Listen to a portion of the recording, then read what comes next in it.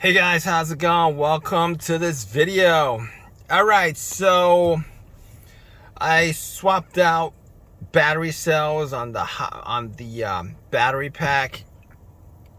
I've driven it more than 30 miles, 40 miles now. This time around, no lights, no check engine light, nothing. Just this little triangle and this check hybrid system. I'm happy about that. All right, because yesterday I was getting codes. No, I still have permanent codes. All right, but I was getting lights all over the place. The ABS light, the check engine light, a couple of different lights. It's telling me to check the four-wheel drive system, check the braking system, all that stuff. I spent yesterday working on the battery packs. Didn't work on the battery packs as much as I actually went to double check to see what could have been the issue causing it, because it was driving like 30 miles before I got any kind of warning lights on the dash. And that was a good sign, because I replaced like 3 or 4 battery cells on 2 of the 3 battery packs. And if you guys are doing this yourself, I'm pretty sure you guys probably want to keep the seats somewhere, and because taking the seats out, putting the seats back in, all that stuff is probably not the way to go in a situation like this, because you're gonna want to drive it around after the fixes that you did, and see if anything comes up, because there's always a chance that something will pop up. So there's always a good chance that something will pop up, and then you're gonna have to figure out what the problem is. But I think the main issue was probably the temperature sensors. They just weren't placed correctly. And when I did the measurement of all the cells with the multimeter, they all came up balanced 10.7 all throughout. The car balanced itself. The car balanced the battery. I didn't balance it at all. When I changed up the battery, when I measured the batteries, they were like yesterday, like 10.30, 10 point this, 10 point that. They were close together as far as the ranges were concerned. The ones that were most off as far as the baseline for the ranges, I swapped out 3 or 4 of them. I didn't think it was a big difference, but I did it anyway because I had extra cells around. And yesterday I did a checkup on all the individual cells. All of them actually read anywhere from like 10.6. They were baseline 10.7 all around. All 4 packs, every single cell 10.7 volts. And I was happy about that, because so I checked on that. I was like, they're all balanced at 10.7. There's nothing really off about them. There were a couple of those 10.6, but that's not really 10.7, 10.6, not a big range difference. So I thought about maybe it was the sensors themselves. I checked out the sensors, and some of the sensors were kind of off. One of them was off on the battery, so that could cause that issue. And if you guys are doing this fix, you guys definitely want to figure out how the sensors are seated, and you guys want to seat them so that they're sturdy. There's an area that clips that they plug into, and they're steady afterwards. You don't want to just put them anywhere and then put tape on it, because it just doesn't. It needs to be just a little bit off for the computer to read that it's either the battery is either too cold or too warm, or whatever it is. All right, so I reseated the sensors on 2 of the battery packs. One of the battery packs I really didn't do much with the sensors. They were already seated. And as far as the bracket's concerned for the wires, you guys want to do some, you guys want to keep that around because they actually hold the wires in place pretty good. I was a little bit messy with that. I threw away the little brackets, didn't think they mattered too much as far as that's concerned. But yeah, you want to just bracket in those wires so that they don't move around, and make sure that the sensors are seated. You know, you guys want to just get rid of anything that could possibly cause an issue, or you guys just want to just go and check off all the stuff to make sure that they're done right. I mean,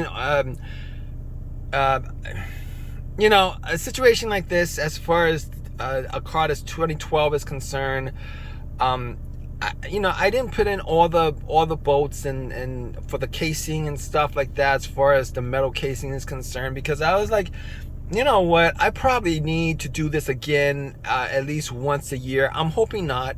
I'm hoping I get like a long I hope it's a long time before I have to do this again. Not that it's the most difficult thing, because it really isn't. At this point, it isn't. It's not even labor intensive. It's just an annoying thing for me to just constantly take the car seats out, take the vents out, but at this point, the car seats are held in place. The seat belt is held in place. The vents are held in by like one screw. You know, you guys know how this goes. I'm not about to just put everything back together and then having to do this whole entire thing again. Sorry, that's not even this is a work truck. It's not one of the, you know, it's not the it is my daily driver, but it's a work truck too. So it's a work truck. So the point of this video, yeah, I'm gonna stop yapping because I get a lot of people telling me, why are you yapping so much? Whatever. Okay, so I got this triangle light. That's what I got. I got permanent codes, and I got the check engine system on the dash. And they really want you to take it to the dealership so that the dealership can say, oh, you know what, $2,000 for this fix, or whatever it is they charge. And I don't like the dealerships. I don't. Forget that. So I had to look up on it, because once this light came on, I was like a little bit worried, and then I figured, well, it's a permanent code. It's probably just a warning light at this point.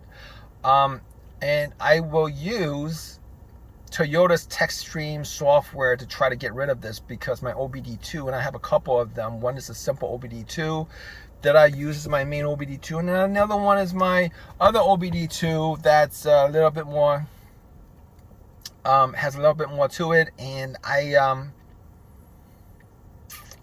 the codes do come up as permanent codes, so that's probably why I'm getting the triangle and this light. It doesn't mean that the batteries are bad or there's an issue that was picked up, or and good thing I drove all day and there's no lights on the dash, so I'm thinking that there's probably no issues at this point, because the cells are balanced, the sensors are seated correctly, and everything is just put together. All the wires are put together. And at this point, I'm going to use Toyota's TechStream to get rid of the message in this triangle, because I'm one of those people who find it beyond irritating to have lights on the dash, whether it's the TPMS light, whether it's a check engine light, whether it's an ABS light, whether it's this light and a message telling me to check the hybrid system. It's just aggravating, and I don't think I'm the few people who actually have this aggravation as far as this. I just don't like them being on. It ruins my day, is what I'm saying. All right, I don't like it, and it's not because I'm a mechanic or whatever. I don't like it. It changes the vibe of how I feel about things. And if you guys think I'm crazy, you guys are free to think I'm crazy. But I gotta get rid of this triangle. I gotta get rid of this check hybrid system message that's on the dash. I gotta get rid of it. I got to get rid of it. I mean, I could drive with this, I'm pretty sure, for thousands of miles, and I probably would have to do that till the computer recognizes that there's no more issues with the, and that could be like a while, but I don't want to do that. I got TechStream. Which is Toyota's OBD2 software, proprietary OBD2 software. We're going to do that. Hopefully I could clear it, and when I clear it, that should be good. Yeah, I just want to make this video. If you guys are doing these DIY jobs on the battery, watch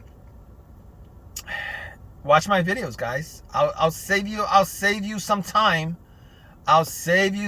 You guys watch my videos, because I'll be honest with you, going through this firsthand, and then going through this secondhand, going through this the third time, the fourth time. This is not the first hybrid from Toyota. I've worked on the Prius, done a ton of videos on the batteries, issues that I had with that vehicle, as far as, you know. But all in all, I'm satisfied with this vehicle. I like this car. I like the fact that it's a hybrid. Yes, it's a 2012, but the batteries lasted a whole... it lasted a long time before it went out. So I you know, it's not the batteries. You know, nothing lasts forever, and these batteries will go out. It's a 2012, so we're talking about what? 2022 is 10 years. It's 2026 right now. It's 14 years. 14 years the hybrid battery lasted. You can't complain about that. You really can't complain about that. 14 years the battery lasted. So you know, gotta do maintenance. You gotta do maintenance on it. But hope you guys like this video. If you guys have any questions, leave a question in the comments section. Please subscribe, please give me a thumbs up. You're probably wondering, like, geez, why you just have this on the dash? Because the triangle is on the dash, man. Why am I gonna film, bro? Anyway, that's it. I'm done. I'm gonna take my laptop out. I'm gonna put in that TechStream. I'm gonna use TechStream, and hopefully I get rid of this, guys. Take care. All right.